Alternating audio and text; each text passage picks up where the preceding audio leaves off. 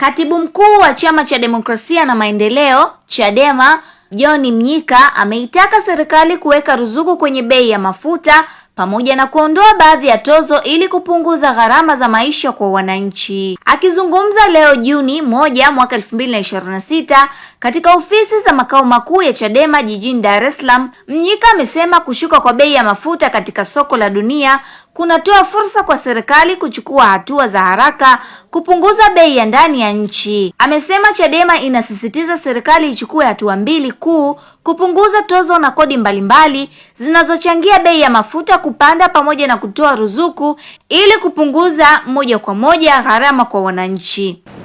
Nataka nizungumze nanyi kuhusu mambo matatu kwa ufupi tu.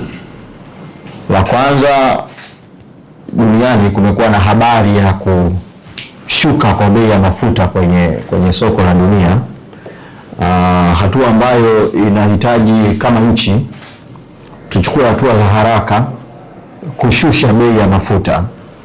Sisi Chadema tulikushaweka msimamo na ulitolewa kamati kuu ya chama tukitaka serikali ichukue hatua mbili. Moja, ipunguze tozo na kodi mbalimbali zilizo kwenye mafuta ili kushusha bei. Lakini pili, itoe ruzuku kwenye mafuta ili kupunguza bei.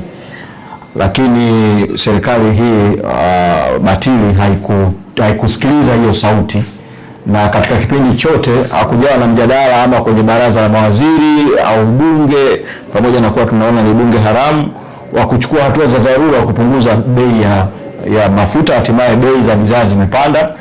Sasa baada ya kuwa kumetoka habari ya kuwa duniani bei ya mafuta imeshuka kwenye soko la dunia, tunaitaka serikali, pamoja na kuwa hatuitambui, ichukue hatua za dharura. Bunge lijadili kwa dharura, baraza la mawaziri lijadili kwa dharura, na kuchukua hatua za haraka za kushusha bei ya mafuta ili kupunguza gharama za maisha kwa wananchi. Kwa hiyo la kwanza, hatua za haraka za kupunguza gharama za maisha kwa wananchi kwa kuhakikisha bei ya mafuta inashuka na hivyo kushuka kwa bei za bidhaa mbalimbali. La pili, leo kuna kinachoitwa uchaguzi huko Isimani ambao umepoteza mvuto kabisa. Hali inaonyesha kwamba kimsingi hakuna uchaguzi Isimani. Katika miaka ya demokrasia ya vyama vingi kumekuwa kukiwa na chaguzi za marudio.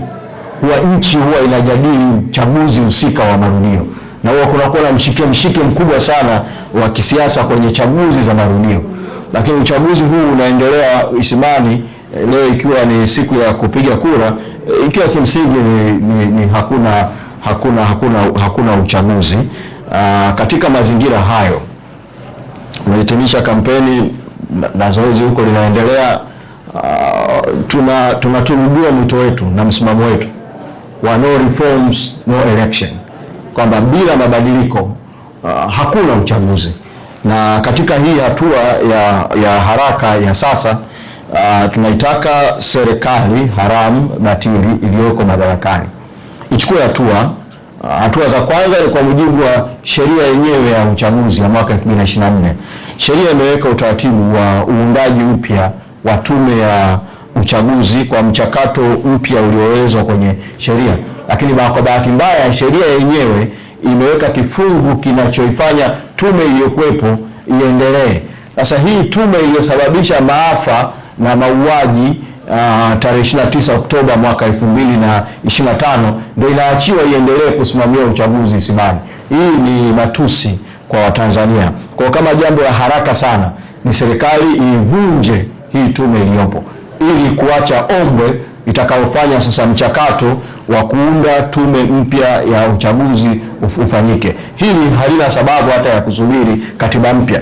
Wakati tunaendelea na madai ya kutaka katiba mpya, hii tume iliyopo haipaswi kuendelea kuwepo ofisini kwa namna yoyote, kwa sababu ni matusi kwa Tanzania hii tume kuendelea kusimamia zinazoitwa chaguzi ndogo kama inavyotokea Isimani. Kwa hiyo serikali itoe kauli ya haraka, ni kwa nini mpaka sasa haijaivunja hii tume iliyosababisha maafa na mauaji ya raia. Kwa hiyo ni jambo la pili ambalo nataka niliseme. La tatu, kwa muhtasari tu, nimeona kwenye baadhi ya vyombo vya habari kukiwa na kauli ya ofisi ya msajili wakisema kwamba wanakuja makao makuu ya Chadema kutuelimisha kuhusu masuala mbalimbali ya kisheria.